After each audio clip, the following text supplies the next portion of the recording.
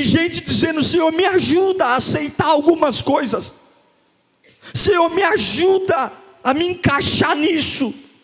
E Deus está dizendo: eu não fiz você para se encaixar, eu fiz você para você se destacar. Deus me deu um texto que ele não é muito pregado. Inclusive, muita gente não gosta de pregar esse texto, porque ele é um texto, é um pouco difícil, né? Mas Deus me deu uma revelação sobre ele, e eu queria muito a sua atenção, eu não vou me alongar, porque é uma revelação de Deus para nós aqui. No meio de tudo aquilo que a gente está vivendo, e quando eu digo a sua família, a sua casa,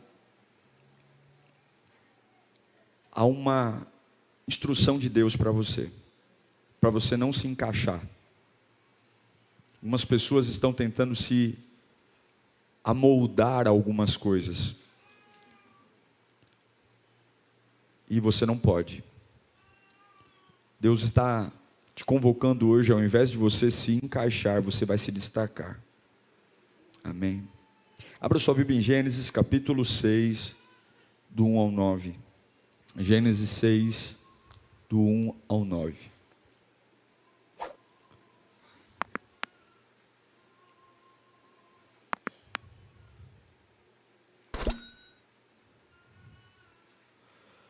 Quando os homens começaram a multiplicar-se na terra, e lhe nasceram filhas, os servos de Deus viram que as filhas dos homens eram bonitas e escolheram para si aquelas que lhe agradavam. Então disse o Senhor: por causa da perversidade do homem, meu espírito não contenderá com ele para sempre, e ele só viverá 120 anos. Naqueles dias havia nefilins, gigantes, na terra. E também posteriormente, quando os filhos de Deus possuíram as filhas dos homens, e elas lhe deram filhos. Eles foram os heróis do passado, homens famosos. O Senhor viu a perversidade do homem, que a perversidade do homem tinha aumentado na terra, e que toda a inclinação dos pensamentos do seu coração era sempre para o mal. Então o Senhor arrependeu-se de ter feito o homem sobre a terra.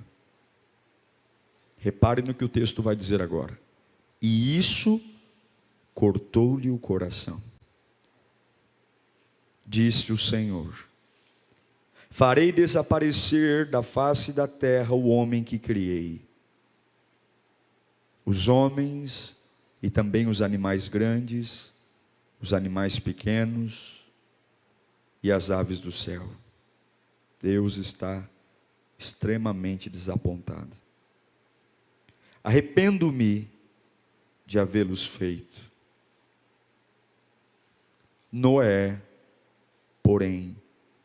A Noé, porém, o Senhor mostrou benevolência. E esta é a história da família de Noé. Noé era um homem justo, íntegro, entre o povo da sua época, e ele andava com Deus. Santo Deus, Pai bendito, Pai da vida, Deus da nossa história, Deus que nos conhece, Deus que sabe tudo, conhece tudo, tem tudo. Humildemente nós imploramos. Como é bom sentir tua presença. Tua voz governa, tua voz instrui, tua voz acalma, tua voz ilumina, tua voz dá destino, tua voz muda a história. Fala conosco, Senhor, nesta manhã, como tem falado. Leva-nos para perto da tua vontade. Leva-nos para perto do teu querer, meu Pai. Em nome de Jesus. Noé encontrou benevolência. Benevolência significa graça. O livro do Gênesis, o primeiro livro aí da sua Bíblia, ele mostra o plano e toda a estrutura que Deus desenvolveu para a raça humana. A mente e o caráter de Deus estão expressos no livro do Gênesis. Tudo que Deus sonhou para nós, tudo aquilo que é revelado no Novo Testamento, está escondidinho aí no Antigo. Deus criou um plano, um objetivo, um propósito. E esse texto que li a vocês é um texto difícil de se pregar, porque normalmente as pessoas pregam ele sem contexto. E texto sem contexto é fraco, é pretexto. É igual aqueles cortes de podcast, já viu? É famoso. A pessoa pega um trecho de uma fala, distorce e dá um outro conceito. Por quê? Porque um trecho de uma coisa, sem entender o todo, perde a força. A autoridade da explanação da Bíblia, a autoridade da pregação bíblica, está na própria Bíblia, entender o que a Bíblia diz. Não dá para a gente ficar pensando um versículo e dando a nossa ideia o que a Bíblia quer dizer. E neste texto, tem algumas coisas muito interessantes aqui, que a gente precisa conversar um pouco aqui. A primeira delas é que Deus está arrependido. Esse arrependimento de Deus é diferente do que a gente conhece de arrependimento. Não é esse arrependimento nosso eu errei. Não. Esse arrependimento é de olhar e ver que o ser humano realmente é um negócio que só piora. Só piora. Não é que Deus tenha errado, né? O nosso arrependimento vem de dizer assim: olha, eu fiz algo errado, então eu vou me consertar e eu vou para o caminho certo. Deus nunca errou. Então esse sentimento é diferente do meu e do seu. O arrependimento é uma tristeza por ver que alguém que tem tudo, não consegue enxergar o que tem tudo para dar certo. Não sei se você já viu gente assim. Tem tudo para ser uma bênção, tem tudo para ser feliz, tem tudo para ter uma família abençoada, e você fala: meu Deus do céu, como consegue ser tão tonto? Como consegue não conseguir aproveitar nada do que tem? A expressão cortou-lhe o coração é algo que é para parar para pensar. Um Deus soberano, grande, porém arrependido.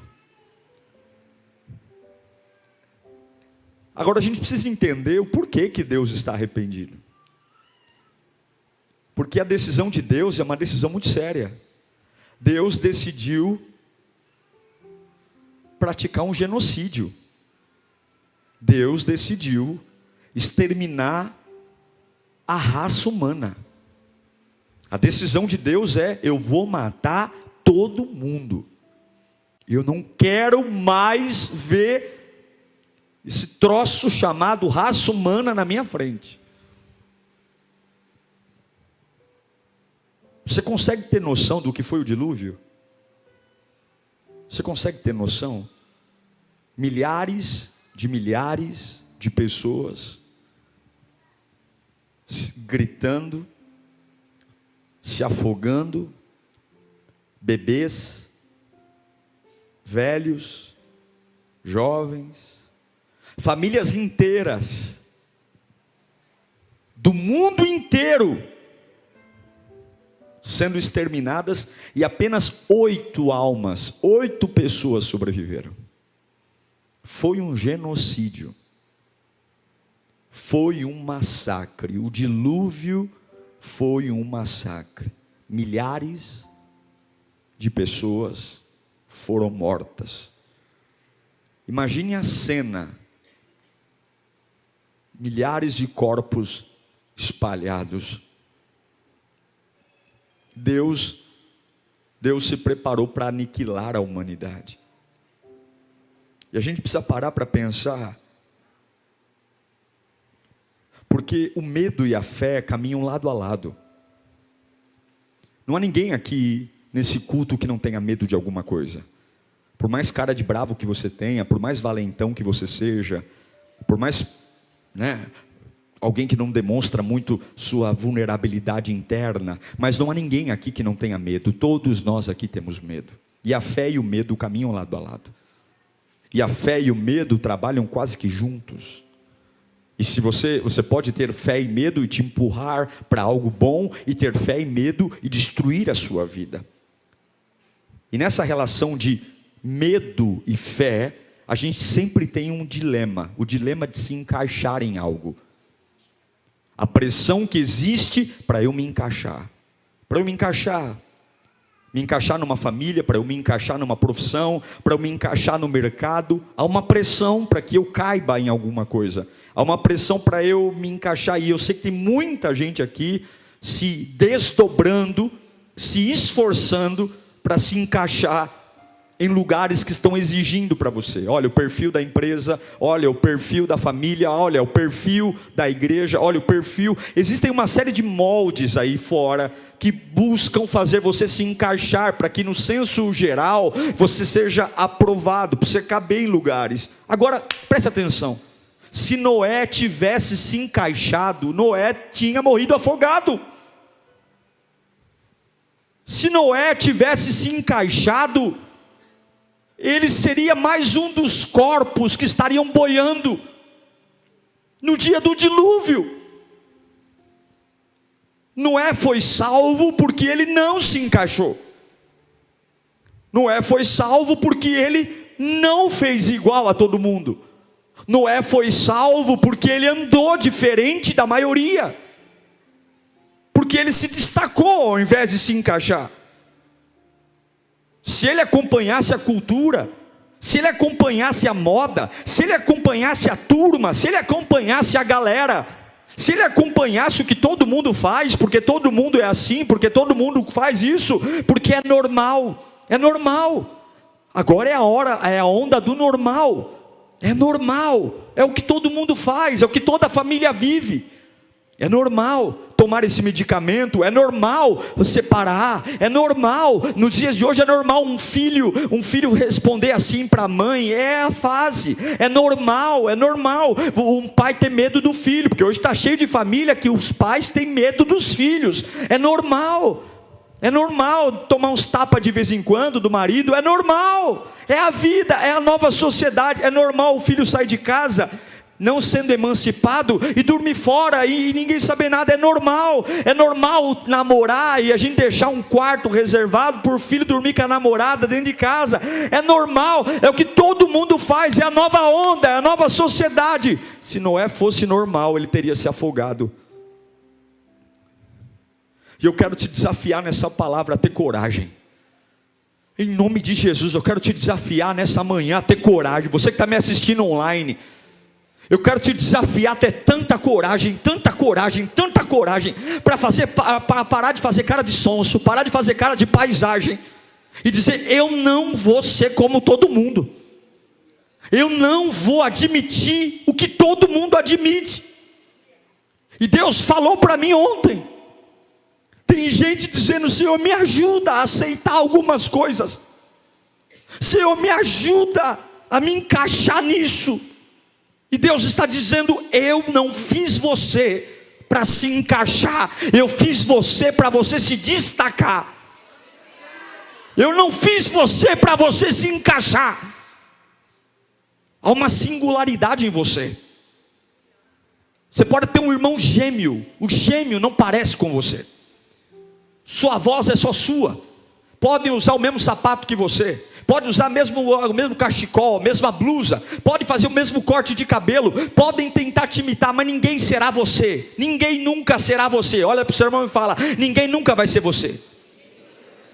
Sabe o que Deus fez? Deus fez você e quebrou a forma. Deus fez você e quebrou a forma, não tem outro você. A digital que você tem é só sua, a vida que você tem é só sua. Há uma singularidade em você, há uma pessoalidade em você. Você é único. Você é único.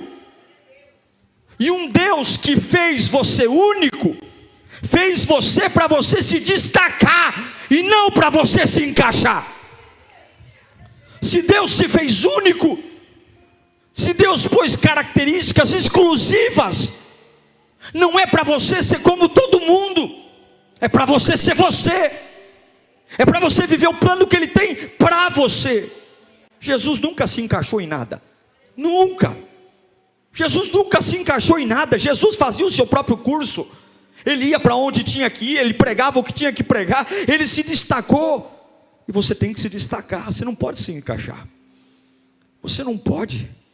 O Espírito Santo está aqui, o Espírito Santo está aqui. A gente não está aqui de brincadeira, a gente não está aqui porque a gente gosta, o Espírito Santo está aqui.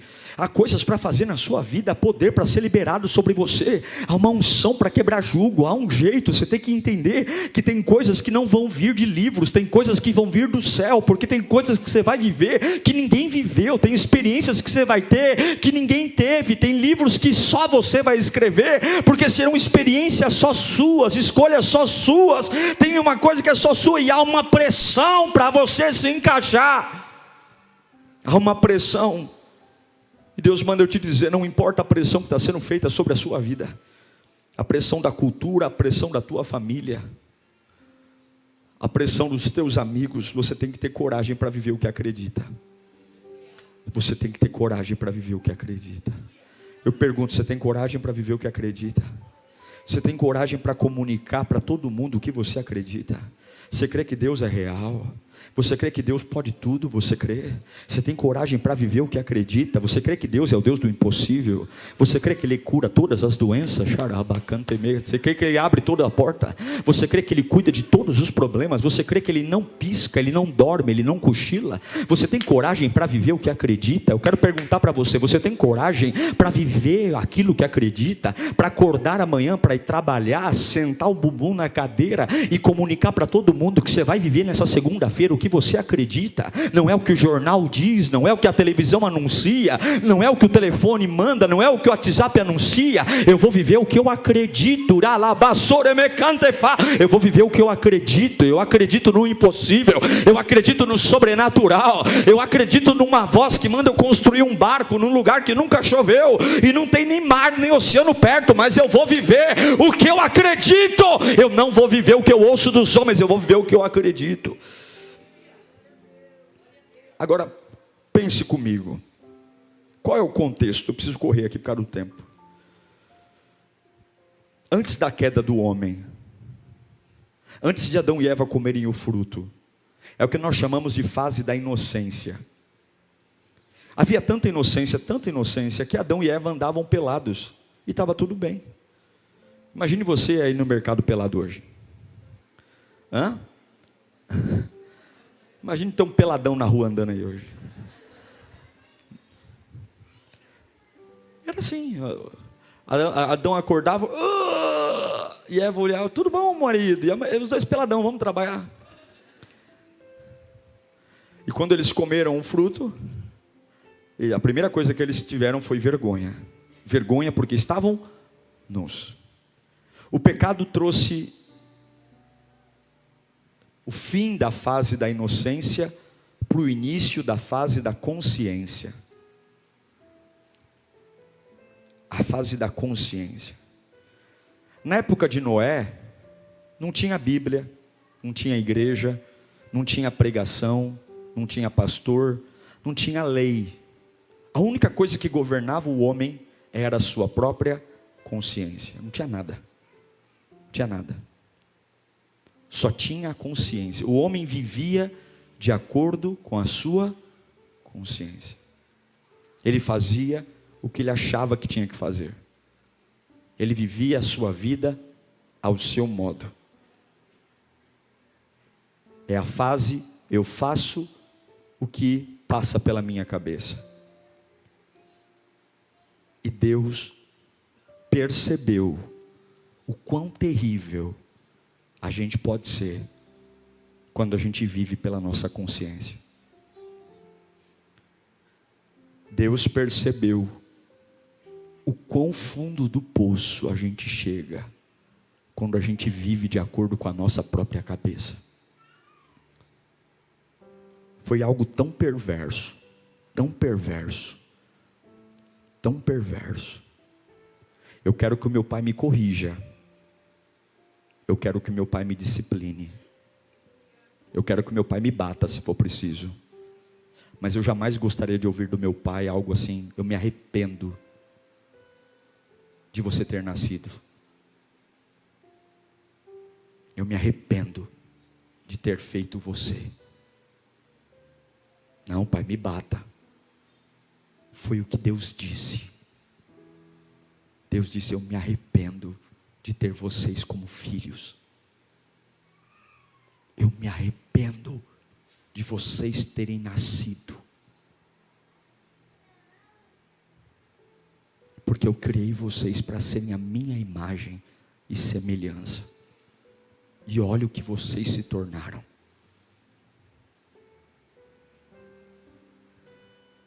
Toda vez que você deixa de seguir a Deus para se encaixar numa cultura, você entristece o coração de Deus. Toda vez que você deixa de seguir aquilo que Ele tem para você, para se parecer com o que as pessoas querem que você seja, serve a Deus na igreja, arrumou um namorico, larga tudo para viver um namorico. Deus tem tristeza em relação à sua vida. Todas as vezes que a sua fé piora, porque você agora não tem tempo, pastor. Eu não tenho tempo, é muito corrido. Se nós gastássemos a nossa energia tentando se parecer com Deus, ao invés de nos parecer com os outros, a gente estaria muito mais longe. Ah, meu Deus do céu.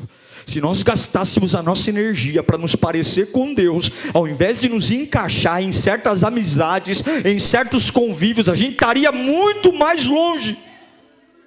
Eu não quero ouvir do meu pai, eu não quero ouvir do meu Deus: eu me arrependi de você ter nascido. Isso é algo muito pesado de um pai dizer para o filho.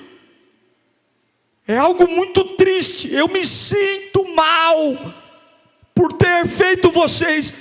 Se cumpre aqui em Gênesis 6, Jeremias 18:4, quando diz: mas o vaso de barro que estava formando estragou-se. Aonde que o vaso estragou? Gênesis 6 tem tudo a ver com Jeremias 4. O vaso que ele estava fazendo estragou. A angústia do Criador. E agora o que ele faz? Eu vou destruir? Eu vou descartar? Ele quer destruir. Porque sempre que há uma decepção em Deus em relação a nós, quando a gente deixa de cumprir a intenção dele na nossa vida, Deus tira as mãos. Agora, preste atenção. Eu preciso contar algo para você, eu preciso da sua atenção, para entender o contexto. Fica comigo aqui. Deus manda o dilúvio. Depois do período do dilúvio, a arca para no Monte Ararat. Moisés solta a ave não volta, e ele sabe que a água baixou, tudo bem? E Noé desce da arca, e ele inicia uma nova fase. Não é mais a fase da consciência, agora é a fase do governo humano. O governo humano começa a partir da vida de Noé, começa a ter prefeitos, governadores, começa a ter líderes. Os homens começam a governar, e durante muitos anos na era humana, a era do governo humano continuou. Até um dia que Deus chama um homem chamado Abraão. Abraão é chamado. Abraão vivia o governo humano. Abraão era um homem rico, tinha patrimônio, tinha dinheiro. E Deus chama Abraão, manda ele sair da sua tenda. E Deus diz: olha, eu vou fazer um país agora. Não vai ser mais governos de casas, mas eu vou construir uma nação. E agora eu vou tirar você da era do governo humano, e você vai começar a viver uma era da promessa, chamada era da promessa. Qual é a promessa? Eu vou te dar uma terra, eu vou fazer de você uma grande nação. Mas como vai ser? Aonde vai ser? Quando vai ser? Eu não sei. Pega a tua mulher, pega as tuas coisas, sai do meio dos teus parentes e vai andando. E vai andando, vai andando. A raça humana entra na época da promessa. A época da promessa, A época da promessa, a época onde eu não tenho dinheiro, eu não tenho nada, mas eu vou andando porque eu creio que tem uma promessa. E Abraão inicia na humanidade a era da promessa, até um dia que lá em cima no Monte Sinai, Deus chama um outro homem, um homem chamado Moisés, e termina-se a fase da época da promessa, inicia-se a fase da época da lei. Deus chama Moisés no Monte Sinai e estabelece a ele leis. Não roubarás, não matarás. E começa a surgir leis, porque agora, além de uma nação, haverá uma organização. A época da lei. E a época da lei persiste de Moisés até um outro monte.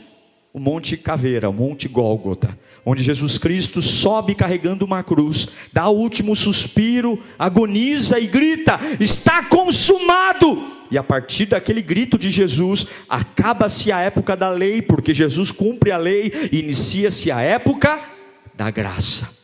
A graça que nos salva, a graça que nos liberta, a graça. Durante toda a humanidade houve ciclos: o ciclo da inocência, o ciclo da consciência, o ciclo do governo humano, o ciclo da promessa, o ciclo da lei, e hoje nós vivemos o ciclo da graça. Não é por mérito, é pela fé, não é por merecimento, é porque Ele quis. A graça que nos dá força para levantar pela manhã, a graça que faz uma pessoa quebrada, com um passado conturbado, não merecendo nada, levantar a mão e Jesus vem e restaura ela. A graça que me dá esperança para viver, a graça que transforma, a graça que muda. A graça é o maior presente que a gente recebeu de Deus. A graça que não pode me tirar tudo, pode me tirar o meu carro, minha casa, mas a graça de Deus ninguém me tira, porque foi com preço de sangue. A graça que simplesmente Jesus me deu e é indestrutível, a graça que me leva para o céu, a graça que me leva para a presença de Deus, a graça que me leva para uma vida incorruptível, a graça que me traz cura, que perdoa o meu passado, que arranca as minhas culpas, a graça que vem. E eu afirmo que não há ninguém maior do que Jesus. O que Jesus fez, Abraão não fez, Moisés não fez, Noé não fez, porque o presente que Jesus deu a você, ninguém pode dar, a graça. Agora escute, coloque para mim Gênesis capítulo 6, versículo 8. Há milhares de anos atrás, o que Jesus fez no Gólgota, na cruz, quando Deus quis destruir tudo, quando na época da consciência humana, Deus falou: eu vou matar todo mundo. Deus olhou para Noé, e a Bíblia diz que porém o Senhor mostrou benevolência. Benevolência é graça. Noé encontrou graça em uma época que a graça ainda não existia. Eu falei tudo isso porque é isso que Deus tem para você aqui. O recado que Deus mandou eu te dizer nessa manhã: lá baixar abacai. Há uma pressão para você se encaixar. Mas se você não se encaixar, eu vou te dar um privilégio, diz o Senhor. Você vai tocar em algo que ainda não nasceu. Você vai viver algo que ainda não existe. Eu vou te entregar algo que vai ser entregue livremente para os homens só lá na frente, mas você vai viver com antecipação. A graça foi entregue aos homens por Jesus no Getsemane, no Gólgota. Mas na época da consciência humana, na época onde os homens se perverteram, a Bíblia diz que nasceram nefilins. Olha a barbaridade. Muitos teólogos dizem que é a relação sexual entre homens e anjos. Quando você mistura o sobrenatural com o natural, quando você mistura o profano com o sacro, começaram a nascer nefilins, gigantes. E esses homens eram deuses, heróis, numa sociedade corrupta, doente, na época da consciência. E não é muito diferente do que está acontecendo hoje não. Olha o nosso planeta, não é água, mas é fogo, aquecimento global, calor. No mesmo dia você tem frio, tem calor. E as pessoas querendo dizer o quê? Vamos viver a nossa liberdade, não é assim não? Faça o que você tem vontade. Viva do seu jeito, quer beber, beba, quer fumar, fume, quer cheirar, cheire, quer prostituir, prostitua, quer separar, separe. Os homens estão trazendo para os nossos dias a época de viver a sua consciência. Faça o que você tiver vontade de fazer. É isso que é pregado à nossa juventude, é isso que é pregado nos nossos dias, é isso. E Deus abomina a época da consciência, porque o pior momento do homem é quando o homem vive aquilo que quer viver, é quando o homem vive de acordo com a sua consciência. Mas Deus me trouxe aqui para dizer: haverá uma pressão nos próximos dias para encaixar você, haverá uma pressão nos próximos dias para prender você, haverá uma pressão. Mas eu quero profetizar nesta manhã que você não vai se encaixar, você vai se destacar, porque tem algo que será liberado para você, que não é para a maioria das famílias, cantará, baixar, abacai, não é para a maioria das empresas. Eu quero profetizar que o mundo inteiro morreu afogado, mas Noé e a sua família sobreviveu. Eu quero profetizar que tem algo, que algo virá tão para você, porque a sua família não vai se encaixar. Levanta a mão para cá. A sua casa não vai se encaixar, não vai se encaixar na sua faixa etária, não vai se encaixar na sua classe social, não vai se encaixar no seu perfil de negócio, não vai se encaixar, não vai se encaixar, porque o que Deus vai fazer para você é diferente, porque você não anda conforme o mundo anda, você não vive o que o mundo vive, você não crê no que o mundo crê, você crê na palavra, você serve a Deus, você ama a Deus, você adora a Deus, você vai viver o reino de Deus. E eu profetizo isso em nome de Jesus, em nome de Jesus. Você vai encontrar, você vai achar a época da maior crise, você vai viver a graça de Deus. Agora escute, não foi a graça que encontrou Noé, foi Noé que encontrou a graça. Você tem que procurar, você tem que procurar, você tem que ser corajoso para viver o que acredita. O dilúvio Deus estava terminando com a fase da consciência humana.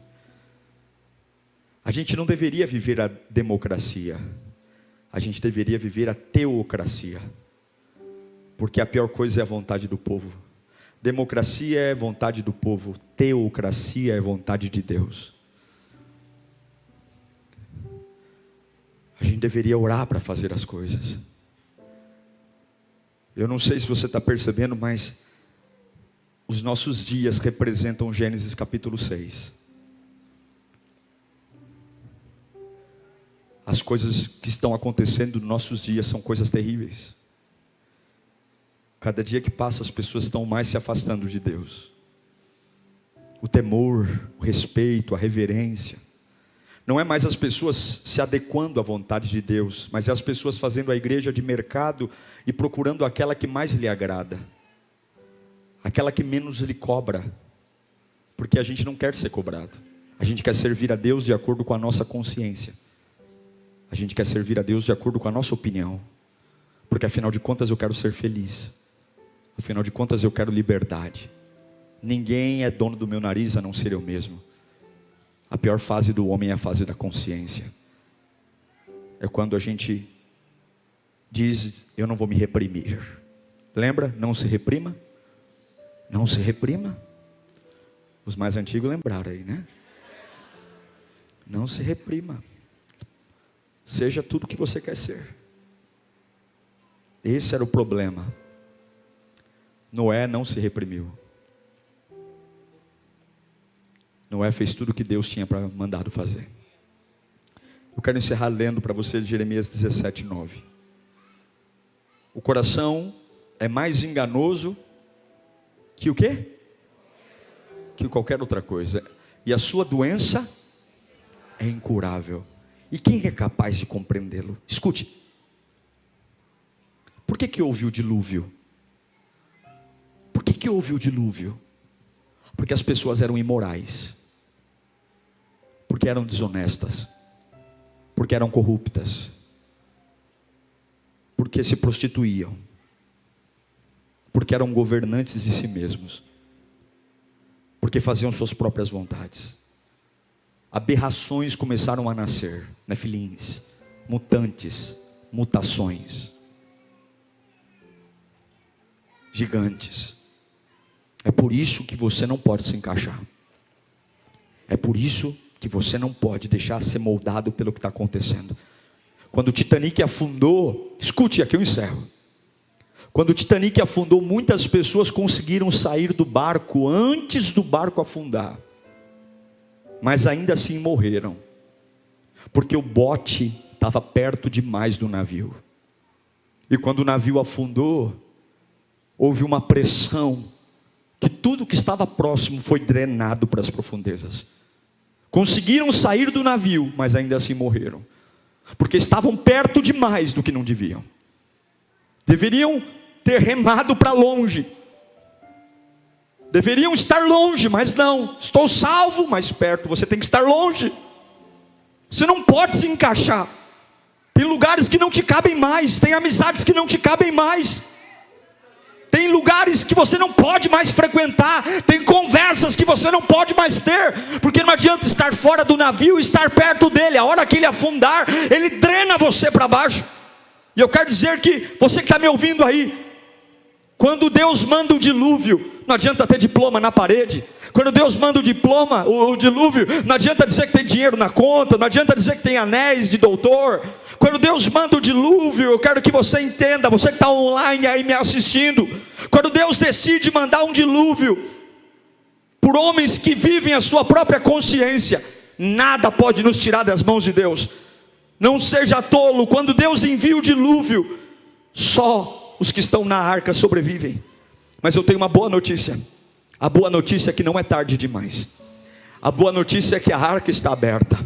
A boa notícia é que todos nós podemos hoje abandonar a nossa consciência e começar a dizer: eu vou viver a vida que Deus tem para mim.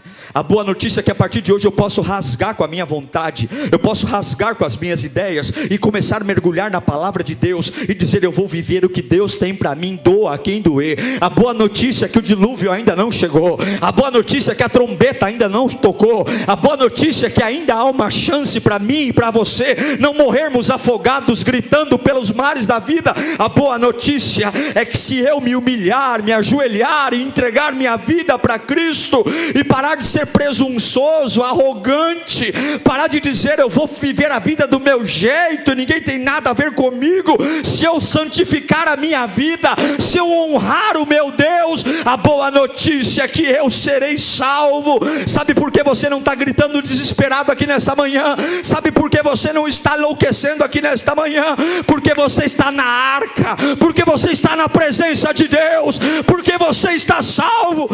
E Deus manda dizer: vai chover, vai chover, vai chover, vai chover. Esteja preparado, porque vai chover. Para alguns vai ser dia de morte, mas para outros será dia de alegria. Vai chover, vai chover, porque alguns vão se afogar e outros vão flutuar. Vai chover. Vai valer a pena a tua consagração, vai valer a pena a tua santificação, vai valer a pena ter dito não para o mundo, vai valer a pena você ter abandonado o que abandonou, vai valer a pena estar lutando contra os desejos como você está lutando. A tua carne quer, mas a tua cabeça diz: Deus não quer, então eu não quero. Vai valer a pena fazer o que você está fazendo, vai valer a pena contra tudo e contra todos. Alguns te abandonaram, você está andando sozinho, a turma já não quer saber de você, você está sofrendo uma pressão dentro de casa. Há toda uma pressão para você não ser único, há toda uma pressão para você ser como era antes, e Deus está dizendo: eu não te fiz para se encaixar, eu fiz para se destacar. Há uma unção que vai descer sobre a sua vida, e quando essa unção descer, há um jeito de falar que vai ser só seu, há um jeito de fazer negócio que vai ser só seu, há um jeito de conversar que vai ser só seu. Deus tem negócios que só são para você, tem empresas que vão nascer, que vão ser só do teu jeito, tem coisas que vão acontecer, que vão ser só do seu jeito. Aquilo que eu provei no Calvário, Noé provou na arca, e Deus derramou graça sobre Noé, numa época que não tinha graça. Levanta a mão para cá, eu quero profetizar, eu creio nessa palavra, eu creio nessa palavra, eu creio. Você vai viver o que ainda não existe, você vai ver da parte de Deus aquilo que no calendário humano é só para daqui centenas de anos. Deus vai acelerar pela tua vida. Seja fiel, seja fiel, seja fiel, seja fiel, seja fiel, seja fiel, e você vai ver, Deus vai derramar o que ainda não derramou. Oh, meu Deus do céu!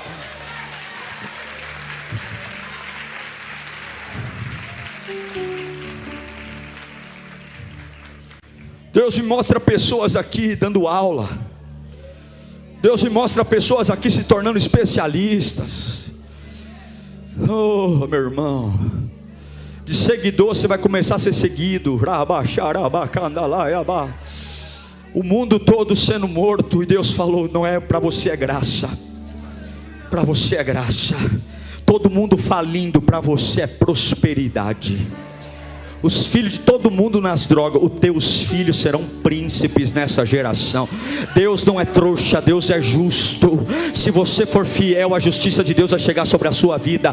Não fica preocupado com a maioria, não. Não fica preocupado com a cinzadinha de canto de boca, não. Não fica preocupado em agradar político, não. Não fica preocupado em agradar papai e mamãezinha, não. Porque quem te garante no dia do dilúvio é Jesus Cristo. É Ele que sustenta você, é Ele que cuida de você. E daí, gosta ou não gosta, eu não abro mão, eu sou único.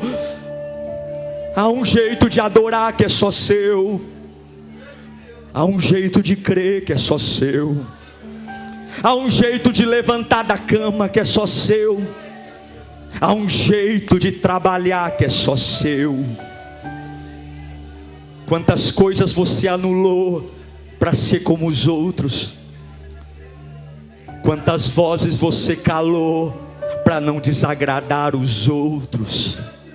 Quantas tesouras você permitiu cortar para não voar porque incomodava, invejava? Então, para não causar problema, eu me anulo.